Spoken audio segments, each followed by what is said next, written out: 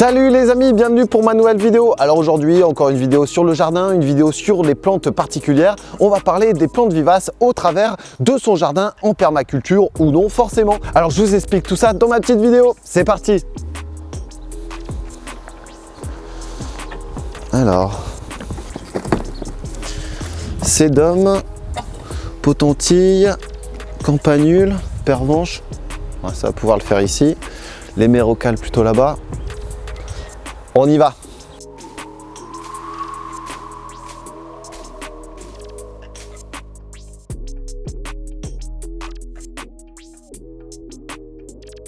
Salut à tous les amis, alors bienvenue dans ma nouvelle vidéo. Donc aujourd'hui, comme je vous le disais en introduction, on va parler de la plante vivace. Alors la première chose à savoir, c'est ce qu'est une plante vivace. Une plante vivace est une plante forcément que vous allez planter à un endroit et qui va revenir chaque année, d'année en année. Elle peut être vivace persistante ou alors vivace caduque. Alors on va faire le point entre ces deux types de vivaces. La vivace persistante, c'est une vivace qui va conserver son feuillage été comme hiver. En revanche, la vivace caduque, comme les arbres, va perdre son feuillage, la sève va redescendre et ensuite on va attendre les bonnes températures, l'ensoleillement nécessaire pour avoir un redémarrage la saison d'après. Forcément, ces plantes vivaces vont s'étoffer de plus en plus. Vous allez pouvoir les multiplier pour en mettre un petit peu à droite à gauche ou alors pour les donner à votre voisin et aussi forcément pour embellir votre jardin. Alors au passage, je tiens à remercier notre partenaire Ulems qui nous a permis d'avoir tout un assortiment de vivaces. Donc ces vivaces vont être destinées à être plantées dans le jardin. Alors vous avez certainement suivi les dernières séries avec notamment la plantation des bulbes d'été. On a effectué les différentes plantations de bulbes printaniers. D'ailleurs, il y en a partout en fleurs, donc ça c'est intéressant. Et forcément maintenant, on va s'intéresser à la partie vivace qui est tout aussi importante parce qu'elle va me servir à la fois pour un côté esthétique pour le jardin, parce que c'est toujours intéressant d'avoir un jardin avec des fleurs, avec des feuillages différents, avec des qualités ornementales qui sont vraiment atypiques de tous ces végétaux, mais aussi qui vont servir à la fois pour les insectes et également pour les oiseaux. Et ça c'est important parce que je prône la biodiversité. On doit retrouver un maximum d'espèces sur le plus petit endroit. Donc ça c'est important. Une chose à savoir lorsque l'on plante de la vivace, c'est de connaître un petit peu son développement. Je vais prendre le cas avec cette petite pervenche, Vinca minor. Cette Vinca minor va se marcoter naturellement. Elle va avoir une croissance donc assez rapide et assez exponentielle. Donc il faudra faire attention à son développement.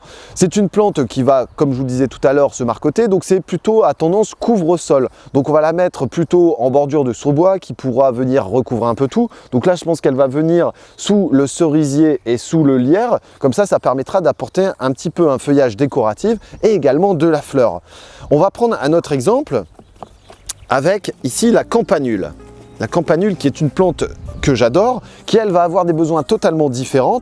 Cette campanule va faire une petite floraison bleue.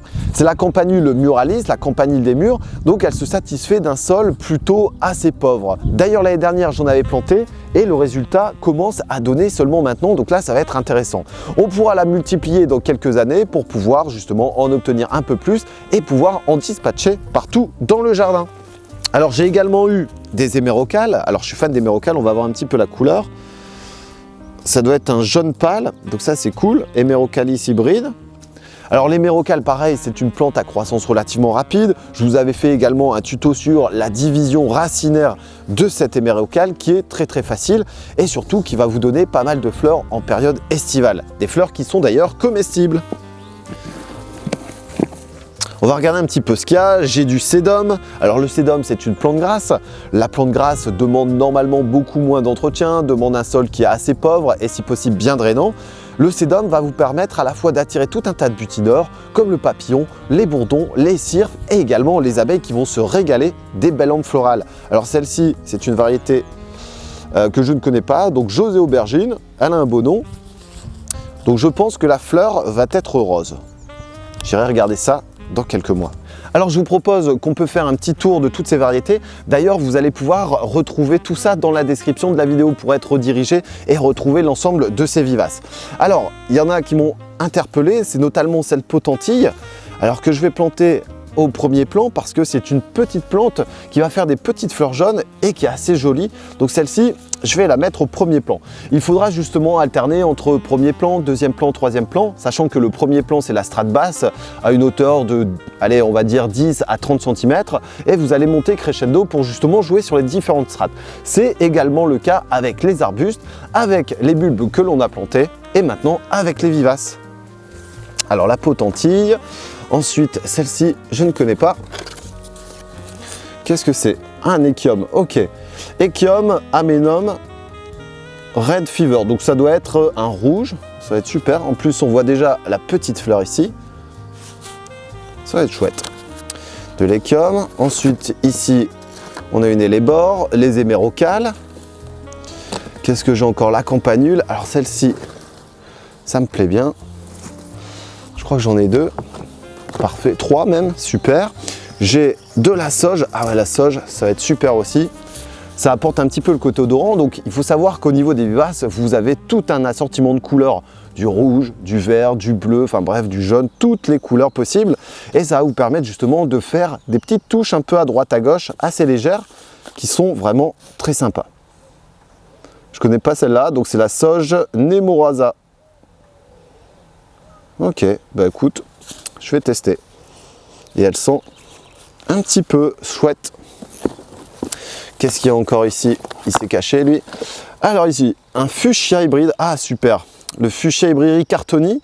Donc là, ça peut être intéressant parce que c'est une plante où on va pouvoir récupérer également les fruits pour les consommer. C'est pas le cas de toutes les vivaces, mais ça peut être le cas chez certaines. Alors concernant la plantation, pour la plantation, forcément, je ne vais pas vous faire une vidéo avec toutes les plantations de toutes ces plantes ici. Ça serait bien trop long ou alors on se retrouve dans 1 heure. Mais je vais effectuer les plantations donc sur les différents endroits en respectant donc les strates que je vous ai évoquées au tout départ. Je vais utiliser mon plantoir. Donc le plantoir qui va me permettre de faire la taille de ma motte. Par exemple ici l'hémérocale. Hop, on vient démoter.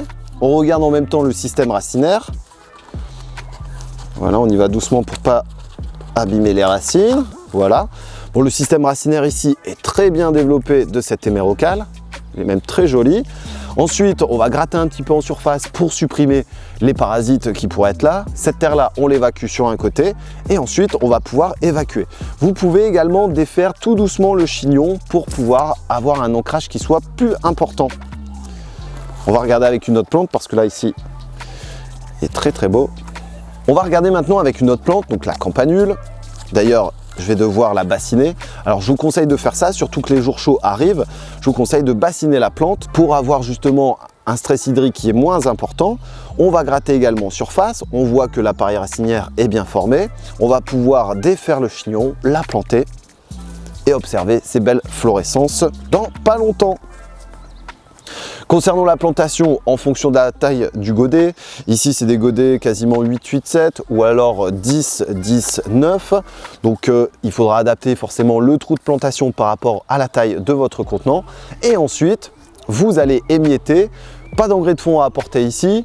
Une fois que la plantation est effectuée, vous allez pouvoir arroser copieusement pendant quelques jours et enfin, dans quelques semaines, on se refera peut-être une vidéo ou alors suivez-moi sur les réseaux sociaux Instagram, Facebook et Twitter pour découvrir toutes les inflorescences de toutes ces vivaces. Alors là, ça va être à vous de jouer pour avoir un beau jardin, pour avoir des couleurs, pour avoir des fleurs, pour avoir des insectes, pour avoir une belle biodiversité. Vous allez pouvoir planter tout un tas de sujets et aujourd'hui, c'était les vivaces. N'hésitez pas à découvrir dans la description de la vidéo le lien qui vous emmènera sur les vivaces. On se retrouve très prochainement pour d'autres vidéos. Salut tout le monde! Bon allez, c'est parti. C'est bien beau de parler, mais maintenant, va falloir ouvrir. Allez, go!